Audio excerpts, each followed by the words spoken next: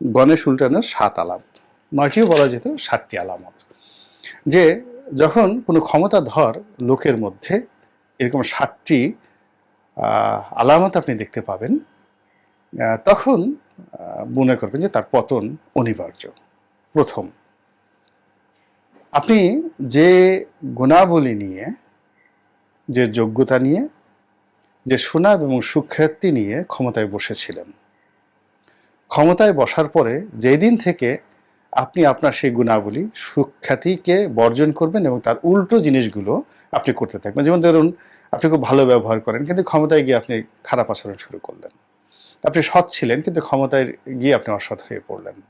আপনি জ্ঞানী ছিলেন, ক্ষমতায় গিয়ে আপনি নির্বোধের রাজা হয়ে গেলেন। এই চরিত্রগুলো যখন আপনার মধ্যে প্রকট আকার ধারণ করবে, তখন ধরে নিতে হবে আপনি গণেশ উল্টানোর প্রথম শর্তের মধ্যে পড়ে গিয়েছেন। দ্বিতীয় যে শর্ত, সেটি হলো আপনার চারিপাশে সব মন্দ লোক থাকবে। চোর, ডাকাত, গুন্ডা, বদমাশ, মানে রাষ্ট্রের, রাজ্যের, সমাজের সবচেয়ে বাজে এবং নিন্দিত লোকগুলো, এগুলো আপনার পাশাপাশি থাকবে এবং আপনি তাদের সঙ্গ পছন্দ করবেন, তাদের কথা শুনবেন, তাদের সঙ্গে উঠা বসা করবেন, খানাপিনা করবেন। এটি আপনার একটা অভ্যাসে পরিণত হবে। এটি হলো আপনার দ্বিতীয় লক্ষণ।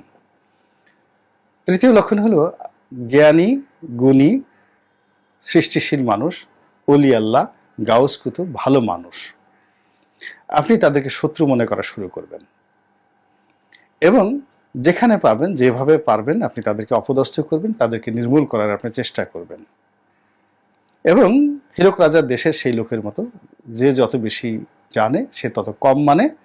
সব শিক্ষা প্রতিষ্ঠান বন্ধ করো, জ্ঞানী ব্যক্তিদেরকে ধরো, তাড়িয়ে দাও, নির্বাসনে পাঠাও, আর লাইব্রেরিগুলো পুড়িয়ে ফেলো।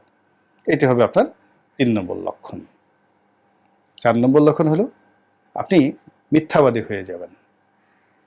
মিথ্যা বলতে আপনার খুব ভালো লাগবে, মিথ্যা শুনতে আপনার ভালো লাগবে এবং মিথ্যার উপর বসবাস করতে আপনার ভালো লাগবে এবং আপনার লাজ লজ্জা বলতে কিচ্ছু থাকবে না। আপনি অনায়াসে কোটি কোটি মানুষের সঙ্গে দ্বিধা আসছে, বিড় বিড় নয়, একেবারে প্রকাশ্যে চ্যালেঞ্জ দিয়ে আপনি একের পর এক মিথ্যা কথা বলে যাবেন। আপনার কোনো রকম লজ্জা শরম হবে না। এটি হলো আপনার ৪ নম্বর। ৫ নম্বর হলো আপনার বিবেক নষ্ট হয়ে যাবে, বোধ শক্তি ভোতা হয়ে যাবে, অনুভূতিহীন আপনি হয়ে পড়বেন এবং ন্যায় বিচার প্রতিষ্ঠা করা তো দূরের কথা, বিচারের বাণী নিভৃতে কাঁদে সেটিও নয়।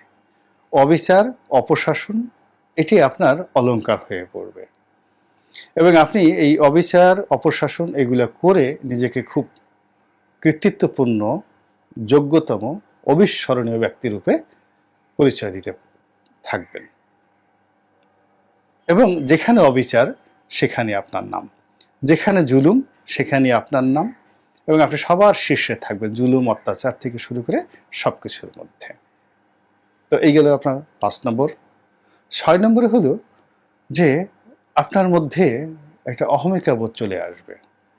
আপনি মনে করবেন আপনি ছাড়া আর কোনো বিকল্প নেই।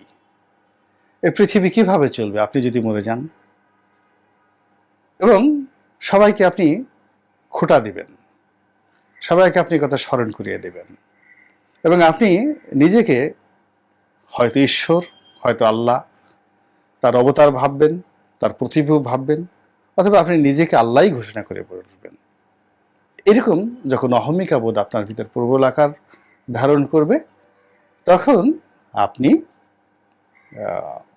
আপনার যে ক্ষমতা, সেই ক্ষমতা হারানোর যে ৬ নম্বর শর্ত, সেই শর্তের মধ্যে পড়ে যাবেন।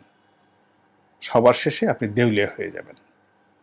মানে এই সমস্যাগুলো শেষ করতে করতে করতে একেবারে চূড়ান্ত পর্যায়ে আপনি অর্থনৈতিকভাবে দেউলিয়া হয়ে যাবেন। ভিক্ষুকের মতো আপনার হাত পাততে হবে। রাজার আসনে বসেও আপনি ভিক্ষুক হতে বাধ্য হবেন। আপনি ঋণগ্রস্ত হয়ে পড়বেন। সুদী মহাজনদের পিছে পিছে আপনাকে ঘুরতে হবে এবং সুদ করে করে, সুদে এনে আপনার অন্ন বস্ত্রের সংস্থান করতে হবে আপনার নিজের এবং আশেপাশের আপনার সমস্ত লোকজনের।